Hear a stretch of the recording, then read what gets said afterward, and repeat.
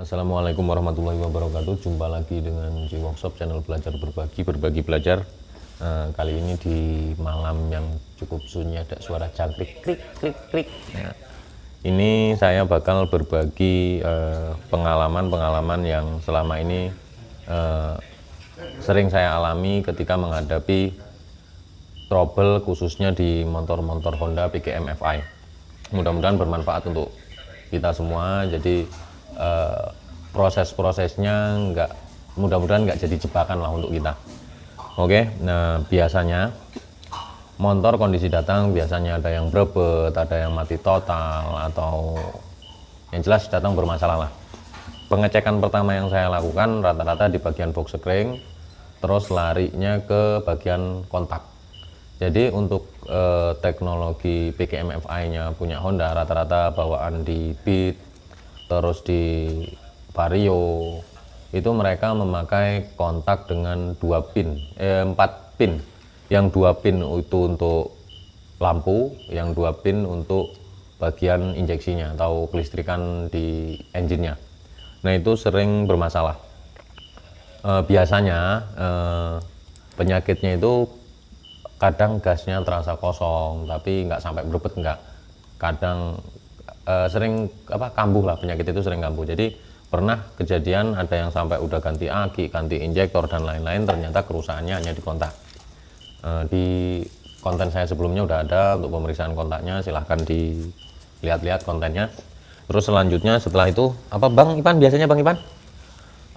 Saya biasanya melakukan pengecekan di bagian full pump. Nah, full pump itu biasanya sudah drop atau di bawah 2 bar. Saya makainya di angka bar karena menurut saya lebih enak. 0, 1, 2, 3, 4. Ini alat ukur saya yang pakai karena rata-rata dia di angka 3 bar, makanya saya pakai yang model maksimal di angka 4 bar. Nah, pengalaman saya kalau masih di atas 2 bar itu masih layak pakai, dengan catatan yang lain masih normal. Tapi kalau udah di bawah 2 bar, ini positif saya bongkar.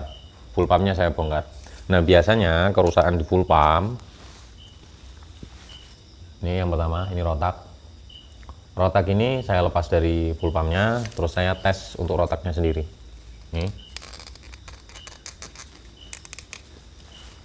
Nah, dari pengalaman saya, rata-rata kalau rotak yang masih kondisinya bagus, dia bahkan bisa sampai di 6 bar. 6 bar ini skalanya MPa. Nah, 6 bar biasanya 6 sampai 7 bar. Kalau dia udah di bawah 3 bar, ini positif, ini udah bermasalah rotak ini. Nah, terus untuk proses pergantiannya, ini saya nyari rotaknya terus saya tes dulu sebelum saya pasang. Saya pastikan rotaknya sebelum saya pasang di angka minimal 4 bar lah. Itu langsung saya pasang di ininya. Terus kerusakan selanjutnya bagian full pump biasanya di sini. Ini kadang terlalu parah. Pernah kejadian dia kadang penyakitnya kambuh-kambuhan. Nah, ternyata waktu tes pertama itu normal, presurnya ini normal, tapi coba kita gas sambil kita tahan ternyata dia mau turun. Nah, setelah diganti filter full pumpnya dia mau normal tuh. Terus ada lagi, cuman contohnya saya nggak ada, mungkin nanti saya kasih foto bagian presur. Nah, itu juga ada proses perbaikannya, di konten saya juga ada, konten full pump ya. Konten full pump itu ada, silahkan dicek, silahkan dilihat untuk pengetesan di bagian regulator presurnya. Regulator presur itu untuk menahan supaya tekanannya itu stabil di angka 295 kPa atau kita bulatkan di angka 3 bar. Oke, makanya kita membutuhkan rotak yang angkanya di atas 3 bar. Oke. Nah, selanjutnya biasanya yang kadang digas sampai kosong, terus digas kadang malah seperti mau mati. Itu yang biasanya terjadi kerusakannya di sensor TPS atau Throttle Position Sensor. Nah, ini. Tapi untuk mengetahui ini harus ganti apa enggak, saya sarankan Anda pastikan dulu kalau ini memang benar-benar rusak. Untuk pengukurannya sudah ada di konten saya, untuk pengukuran memakai apometer atau memakai scanner pun ada. Itu bisa, selama saran saya pakai yang digital, jangan pakai yang analog. Karena susah kalau kita mau baca voltase di bawah 5 volt, itu agak susah kita kalau pakai yang tipe analog. Bahkan video bongkarnya untuk perbaikan TPS full ini ada, silahkan Anda cek. Oke, mudah-mudahan bermanfaat. Nah, terus penyakitnya lagi di IACV. Ini kadang ngelok ngancing, dia nggak mau balik di dalamnya sini. Jadi dia udah nggak mau nutup, kondisinya terbuka terus. Nah ini kita bongkar, kita bersihkan, terus kita pasang lagi. Nah penyakit yang agak susah di bagian dalam, center mas bro, biar kelihatan mas bro. Nah itu di dalamnya ada lidahnya. Nah biasanya lidahnya udah aus, jadi ada angin palsu yang harusnya dia nggak masuk ikut masuk, makanya dia kadang gasnya nggak mau turun. Yang lebih parah seperti apa, rumble idle,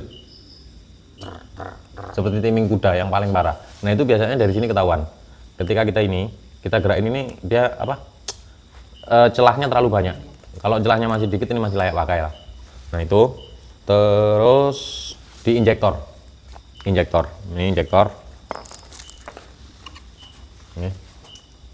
Nah kalau saya melakukan pengecekan, biasanya kalau injektor ini penyakitnya digas di RPM bawah. Ketika kita mau jalan lah, atau dari apa pelan terus kita mau naikin RPM, biasanya berbet terus habis itu kita gas lagi normal. Nah itu biasanya kalau ketika tak tes ini biasanya apa, injektornya kencing. Jadi ketika kita kontak full pumpnya hidup, di sini keluar bensin. Kalau injektor yang normal atau katakanlah kondisinya 100%, waktu kita kontak tanpa adanya pulsa untuk hidupin apa injektor ini, dia nggak akan ada bensin keluar. Oke. Terus kerusakan selanjutnya biasanya semprotannya udah nggak mau ngabut. Nah cara mengatasinya sebelum kita ganti ya kalau bisa kan apa ya, seirit mungkin lah. Nah saya biasanya bersihkan pakai ini injektor cleaner ultrasonic. Sebenarnya ini kalau ini biasanya untuk pembersih jam tangan atau perhiasan. Ini proses pembersihannya memakai sistem getaran dengan frekuensi tinggi. Ini biasanya saya bantu pakai pulsa yang untuk seolah-olah injektor ini hidup. Oke. Hidup mati. Nah ini sini saya kasih air, terus saya pakai sunlight. Cuman kita ngaduknya jangan sampai berbusa. Nah nanti kotorannya dia bakal keluar sendiri. Setelah itu kita tes, biasanya dia udah mau ngaput. Tapi kalau untuk penyakit apa kencingnya itu biasanya masih ada.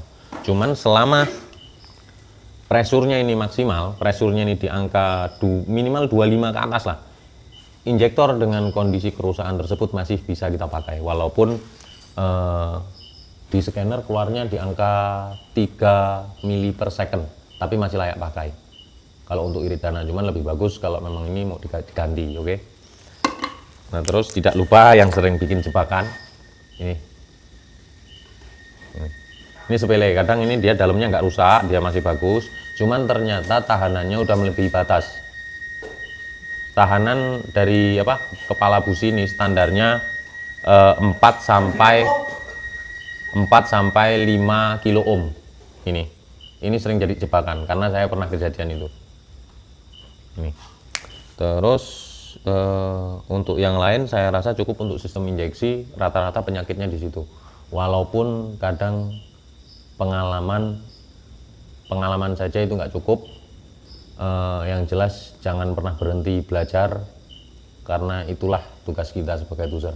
Kalau dari pengalaman kita ngandelin dari pengalaman aja kadang nggak cukup, tapi yang jelas jangan lupa selalu berdoa. Oke, terima kasih, semoga bermanfaat.